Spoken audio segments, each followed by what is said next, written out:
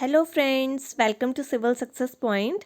आज हम हिंदी के टॉपिक में शब्द के 5 प्रकार में से 2 प्रकार पढ़ेंगे जो कि उत्पत्ति, स्रोत और इतिहास के आधार पर हैं। ठीक है, तो एक टॉपिक मैंने करवाया है रचना के आधार पर शब्द के प्रकार, जो कि 3 प्रकार के होते हैं: रूढ़ शब्द, यौगिक शब्द और योग रूढ़ शब्द। जिसने वो वीडियो नहीं देखी है, मैं डिस्क्रिप्शन बॉक्स में लिंक दे दूंगी।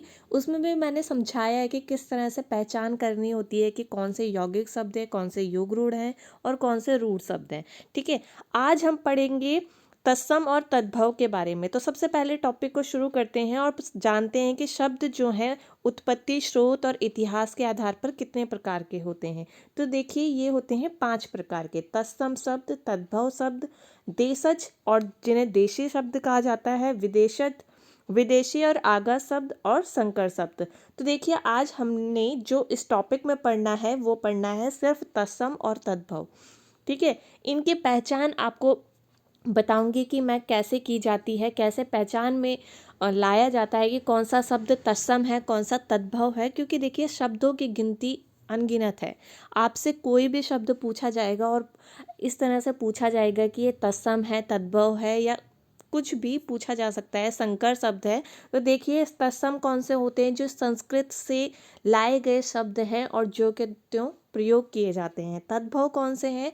जो संस्कृत के थे पर और हिंदी से गुजर करके, जैसे प्राकृत, पाली, अपभ्रंश से गुजर करके अब वो हिंदी में प्रयोग होते हैं, तो उन्हें तद्भव कहा जाता है। देशज शब्द जिनकी उत्पत्ति जो है हमारे ही क्षेत्र, हमारे ही देश में हुई है, उन शब्दों को देशज या देशी शब्द कहते हैं। विदेशी शब्द किसे कहते हैं? जो कि किसी दूसरे देश से आए हुए शब्द हैं और प्रचलित हैं हमारे देश में, तो उनको विदेशज शब्द कहते हैं। और संकर शब्द किसे कहते हैं? जो किसी दो स्रोत से मिल करके, यानी कि संस्कृत और अरबी से मिल करके, या किसी भी दो स्रोत से जो दो शब्द एक शब्द बनता है, उन्हें कहते हैं संकर शब्द। तो आज हम मेनली पढ़ेंगे तत्सम और तद्भव के बारे में। तो देखिए, तत्सम शब्द किसे कहते हैं? तत् धन सम, यानी कि उसके समान। किसके समान? संस्कृत के समान। ठीक है, मतलब संस्कृत के ऐसे शब्द जिसे हम ज्यों के त्यों प्रयोग में लेते हैं, उन्हें तत्सम शब्द कहते हैं, जैसे अग्नि, अश्रु आदि। ठीक है, यानी कि जो बिल्कुल संस्कृत के शब्द हैं और उन्हें हम आज भी प्रयोग करते हैं, तो उन्हें क्या कहते हैं? तत्सम शब्द कहते हैं। तद्भव शब्द किसे कहते हैं? तद्भव का अर्थ होता है तत् धन भव। ठीक है, यानी कि उससे होना। क्या होना? बदलाव होना, अर्थात संस्कृत से परिवर्तित होना। हिंदी में अनेक शब्द ऐसे हैं जो निकले तो संस्कृत से ही हैं, पर प्राकृत, पुरानी हिंदी, अपभ्रंश से गुजरने के बाद जो है वो बदल गए हैं। उन्हें क्या कहते हैं? तद्भव शब्द कहते हैं। जैसे अग्नि का हो गया है आग और अश्रु का हो गया है आंसू। ठीक है, तो इन्हें क्या कहते हैं? तद्भव शब्द कहते हैं। अब देखिए, इनकी पहचान कैसे करते हैं। तत्सम शब्द को जो है पहचानने के कुछ तरीके हैं, तत्सम और तद्भव शब्दों को। तो उसी तरीके से आपको कोई भी शब्द जो है पहचानना है। आपके सामने कोई भी शब्द आ जाएगा, आपको उसको देखते ही पहचानना है कि ये तत्सम है, ये तद्भव है। तो इसके नियम जो हैं बिल्कुल ध्यान से समझना, और ये भी समझना कि ये शब्द जो है ये तत्सम है और इसका जो तद्भव रूपांतरण होगा, परिवर्तन होगा, वो कैसे करके होगा, क्या बनेगा। ठीक है, तो देखिए, श यानी कि क्षत्रिय वाला श, षटकोण वाला स। ठीक है, ये तत्सम शब्दों में प्रयोग होता है और इसका जो रूपांतरण होता है, ये जो बदलता है, ये तो ये छ में बदलेगा, ये तो ये ख में बदलेगा। ठीक है, दोनों ही क्षत्रिय और षटकोण वाला जो स है, या तो वो छ में बदलता है या तो वो ख में बदलता है। आप देखिए कैसे, इसके कुछ उदाहरण देखिए। क्षेत्र तत्सम है, खेत तद्भव है। ठीक है, ख में बदल गया। क्षार खार। ठीक है, क्षण छन। ठीक है, अब ये किस में बदला है? छ में। ठीक है, छुर खुर। ठीक है, ख में। क्षीर, क्षीर जो है तत्सम है, उसका तद्भव क्या है? खीर। ठीक है, तो कहीं पर भी अगर क्षत्रिय वाला श और षटकोण वाला स आता है, तो आपको तुरंत समझ जाना है वो तत्सम शब्द है। और एक और श जो है शलजम वाला स, ये वाला भी अगर आपको दिखता है तो भी वो तत्सम ही होगा। सिर्फ एक श होता है, कौन सा? स वाला सांप। ठीक है, जो ये वाला समझ जाइए, सांप। ठीक है, सांप वाला स जो होगा वो तद्भव में होगा। अगर तत्सम में होता है तो ये तो आपको वो स आधा दिखेगा, या उसमें कुछ भी आधा रा दिख सकता है। वो मैं आपको आगे बताऊंगी कि उसकी पहचान भी कैसे करते हैं, ठीक है। तो अगर आपको श अगर कोई दिखेगा तद्भव में तो वो कौन सा होगा? श, सांप वाला स होगा। बाकी के जो श होंगे, शलजम वाला, षटकोण वाला और क्षत्रिय वाला जो छ है, वो सारे के सारे तत्सम शब्द होंगे, ठीक है। तो इतना मैंने बताया आपको कि किस किस में बदलेगा। और भी उदाहरण देखिए, छीण छीन, ठीक है, क्षत्रिया खत्री, छुरिका छुरी, क्षमा क्षमा हो जाएगा, छेप खेप हो जाएगा, अश्रु आंसू, ठीक है, अक्षर अक्षर या आखर हो जाता है, ईक्ष ईख हो जाता है, कुक्षी कोख हो जाता है, साक्षी साखी हो जाता है। देखिए ये वाला सा आपको दिख रहा है, पर उसके साथ आपको क्षत्रिय वाला श भी दिख रहा है। अगर इन तीनों श में से कोई पहले आपको दिख गया किसी शब्द में तो वो तत्सम है, ठीक है। फिर आप ये वाला सा नहीं देखेंगे, ये वाला सा आप लास्ट में देखेंगे। सबसे पहले आपको 3 श देखने हैं, एक सलजम वाला, एक षटकोण वाला और एक क्षत्रिय वाला। ये तीनों अगर किसी में दिख गए तो वो तत्सम शब्द है, ठीक है। छठ छठ का हो जाएगा छः, छट्रांक खट्राक, ठीक है, छष्ट छटा और छटकोना छकोना। इस तरह से जो ये छ और क्षत्रिय वाला श था वो किस में बदल जाता है? छ और ख में, ठीक है। उसका तद्भव रूप जो है ये तो छ में बदलेगा, ये तो ख में बदलेगा, ठीक है। अब देखिए दूसरा नियम देखिए, वो जो है प्राय तत्सम शब्दों में प्रयोग होता है वो, ठीक है। जैसे वानर, वानर का क्या हो जाता है? बंदर, ठीक है, ठीक है। तो जो वो प्राय है वो किस में प्रयोग होता है? तत्सम में होता है। और ब जो है तद्भव शब्दों में प्रयोग होता है, ठीक है। अब देखिए कैसे, वेदना बेदना, वन बन, वर्तिका बत्ती या बाती, ठीक है। व का जो परिवर्तन हो रहा है वो किस में हो रहा है? ब में हो रहा है, ठीक है। विष्ठा, ठीक है, बीट, आपको इसमें श छटकोण वाला श भी दिख रहा है तो इससे भी पता चलेगा कि ये तत्सम है, ठीक है। एक शब्द में कहीं नियम भी लग सकते हैं, ठीक है। विद्युत बिजली, वस बच्चा, वाक बाजा, द्विवेदी दुबे, ठीक है। तो ये हो गया व से ब में बदलना, ठीक है। व जो है वो जो आएगा वो तत्सम शब्दों में आएगा, ठीक है। दूसरा नियम ये हुआ, ठीक है। उसके बाद देखिए तीसरा भी जो नियम है वो श का है। अब कौन सा श? ये शलजम वाला श और श्रृंगार वाला, ठीक है। तो ये आपको देखना है, अगर ये दो श आपको किसी में दिखते हैं, किसी शब्द में दिखते हैं तो वो क्या हो जाएगा? वो तत्सम हो जाएगा। और फिर जो श दिखता है उस इनका जो रूपांतरण होता है वो इस स में हो जाता है, ठीक है।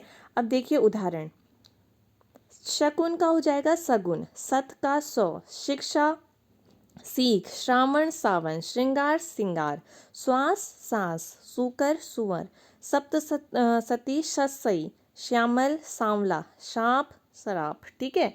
इस तरह से देखिए, सुंठी का शोठ, श्रृंगार सियार, श्रृंग सींग, श्रेष्ठिन सेठ, एकादश 11, ठीक है। अभी इसको ध्यान से देखिए, एक चीज़ और आगे मैं बताऊंगी। इसमें इस श को जो है ध्यान से देखिए, एकादश इसमें श है तो आपको इससे भी पता चल जाएगा कि ये क्या है, ये तत्सम शब्द है, ठीक है। उसके बाद देखिए त्र, त्र जहाँ पर भी आए और री, ये वाला ऋषि वाला री, और त्र जहाँ पर भी आए वो तत्सम शब्द होंगे, ठीक है। धरत्री धरती, धात्री दाई, धोत्र धोती, रात्रि रात, राजपुत्र राजपूत, ठीक है। कुपुत्र कपूत, ऋतु का ऋतु हो जाता है और ऋषि का ऋषि हो जाता है, ठीक है। तो ये जो है ये क्या है, इससे आपको पहचानना है कि ये क्या होंगे, ये तत्सम होंगे और ये तद्भव होंगे, ठीक है। अब देखिए पांचवा नियम क्या है। अगर कहीं भी किसी भी शब्द में आपको रा का जो है मात्रा आधी दिखती है, चाहे वो फिर नीचे है, चाहे वो किसी अक्षर के ऊपर लगी हुई है, फिर या वो ऐसे लगी हुई है, जैसे क्रिया, क्रिया लिखते हैं ना, तो क्रिया में र जो है नीचे आती है, ठीक है। उसी तरह से देखिए कहीं पर भी आपको अगर आधी र दिख रही है तो वो शब्द क्या है? वो शब्द है तत्सम, ठीक है। अब कैसे आपको पहचानना है? कृष्ण कान्हा, गृहिणी घरनी, ठीक है। नीचे देखिए र है, घृत, ठीक है, घी, घृणा घिन, नक्र नाक, ठीक है। इसमें कौन सी र है? नीचे ऐसे वाली, ठीक है। उद्रतन उबटन, आश्चर्य अचरज, इसमें देखिए ऊपर लगी है, य के ऊपर लगी है र, ठीक है।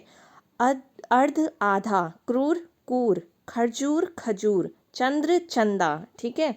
सर्प सांप, सूर्य सूरज। अब देखिए ये दो सा आपको तत्सम में दिख रही है, पर इनमें क्या लगी है, ऊपर जो है आधी र लगी है। तो पहले जो है र देखनी है आधी कि आपको दिख रही है। अगर कहीं आधी र दिख रही है तो वो क्या होगा, तत्सम शब्द हो जाएगा, ठीक है। सर्प सांप, सूर्य सूरज, ठीक है। तो इस तरह से आपको शब्द पहचानने हैं। उसके बाद देखिए चंद्र जहाँ पर लगा होता है, चंद्र की जहाँ पर मात्रा होती है वो क्या होते हैं, तद्भव होते हैं। इसको ध्यान से समझना, तद्भव होते हैं। अब देखिए खांसी, खांसी में चंद्र लगा है तो खांसी का तत्सम कास, कुआं कूप, आंसू अश्रु, घूंट ग्रस्त, ठीक है। वैसे भी आप इससे समझ जाओगे, इसमें जो है र आदि लगी है। ग्राम में भी आदि लगी है, गांव, ठीक है। चंद्रिका चांदनी, पूछ पूंछ, ठीक है। तो जहाँ चांद आपको दिख जाएगा, चंद्र की मात्रा आपको दिख जाएगी, तो वहाँ पर क्या होगा, वहाँ पर होगा तद्भव शब्द, ठीक है। जो एक आधा ना वाली मात्रा होती है, ऊपर बिंदु लगा होता है, ठीक है, ऐसे, तो वहाँ पर हो सकता है कि तत्सम हो, पर तद्भव जो है वो चंद्र वाला तद्भव ही होता है, ठीक है। आमतौर पर जो है अक्सर जो है चंद्र वाली मात्रा जहाँ पर आएगी वो तद्भव ही शब्द होंगे, ठीक है। अब देखिए लास्ट जो है नियम, इसको आपको एट लास्ट जो है लगाना है जब आपके और नियम फुलफिल नहीं होंगे, ठीक है। अगर और आपके नियम अगर किसी चीज़ में, किसी शब्द में पूर्ण तरह से बैठ जाएं, फिट हो जाएं, तो आपको ये वाला जो रूल है वो लगाने की ज़रूरत नहीं है।